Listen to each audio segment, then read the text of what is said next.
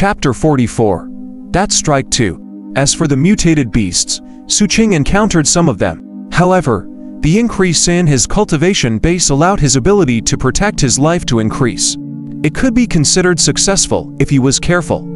Although he didn't find the Heaven Fate flower and scar-repelling stone, his harvest of the 7-leaf grass wasn't small. If he went back and sold them, he could exchange them for quite a lot of spirit coins. At this moment, when dusk was about to arrive, Xu Qing also saw the world outside the jungle. Just when he was about to walk out, his footsteps suddenly paused. He lowered his head and looked at a blade of grass beside him. The appearance of this grass was somewhat similar to the Heaven Fate flower.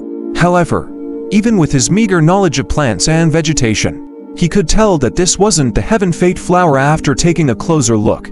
However, Xu Qing thought about it and looked around guiltily. After some hesitation, he still plucked it in the end and kept it in his leather pouch. He sprinted all the way out of the jungle and returned to the campsite at night. It wasn't late at night yet, so the campsite was still very lively. This was especially so for the areas with feathers on the tents. Amidst the lively atmosphere, one could hear bursts of unrestrained panting. Xu Qing didn't pay attention to these. When he returned to his residence, he had just pushed open the courtyard gate when he saw Captain Lei walking out of the house. Captain Lei only felt relieved when he noticed that although Xu Qing was in a sorry state, there was nothing wrong with him. "What took you so long?" "I went to the temple, under the moonlight and the light from the house." Xu Qing saw the redness in Captain Lei's eyes and the fatigue on his face. He hadn't had a good rest during this period of time. As for the reason, he had already realized it, so he felt some warmth in his heart. Temple, Captain Lei was a little surprised. He didn't expect Xu Qing to have ran so far. At that moment, he called Xu Qing into the kitchen and rolled up his sleeves. As Xu Qing waited, he served the dishes that were already prepared.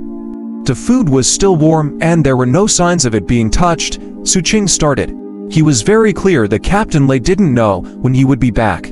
So, the fact that he was able to heat up the food right after he returned could only mean one thing. The other party had prepared food every day and was waiting for him. Xu Qing silently stood up and went to get the bowls and chopsticks.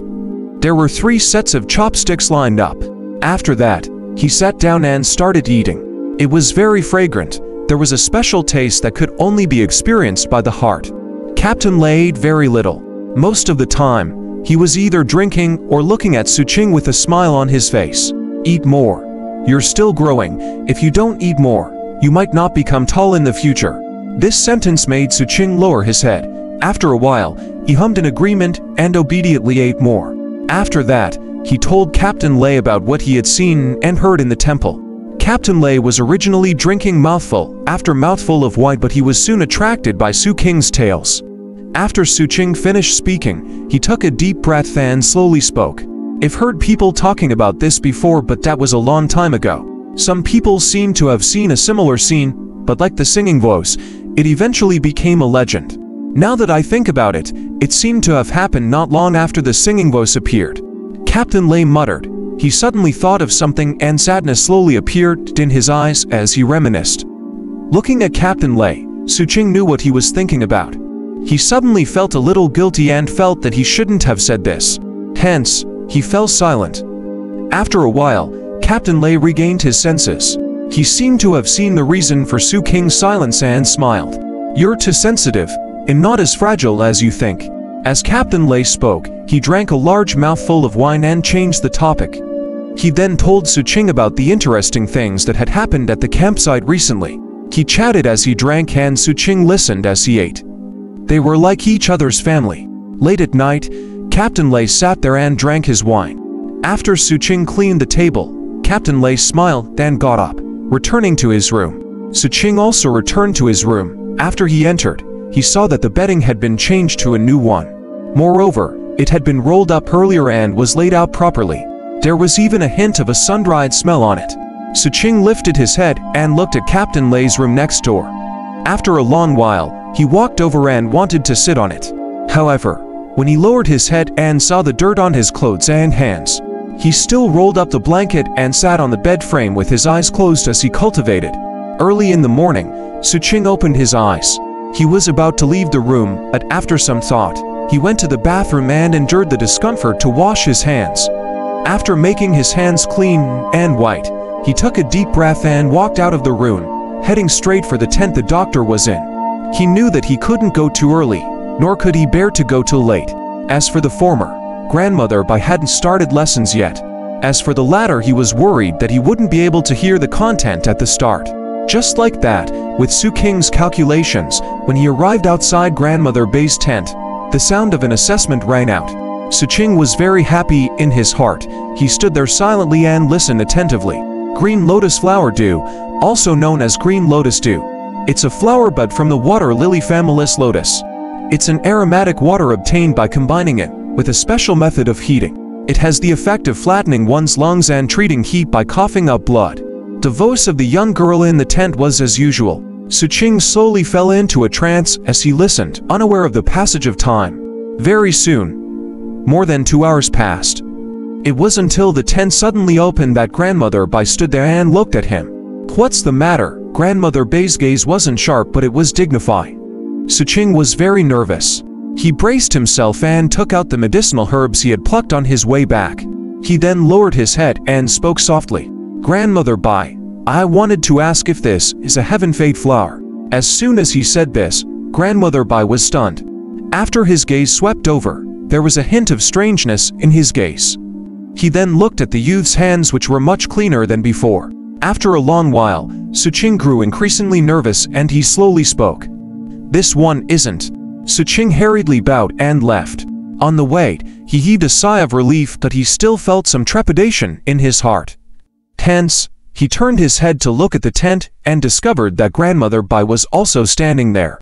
Noticing the youth's gaze, Grandmother Bai nodded. When Xu Qing saw the scene, he stopped in his tracks and bowed deeply once more before leaving. After watching Xu Qing's figure disappear into the distance, Grandmother Bai turned and walked into the tent. At that moment, the guards, the young man and woman who were originally in the tent seemed to have been petrified and were motionless. At the place where Grandmother Bai sat earlier, a table had been placed there at some point in time. On top of it were some delicacies and fine wine. Beside him was an old man in purple robes and behind him was a gray-robed old servant. Seeing Grandmother Bai enter, the purple-robed old man laughed.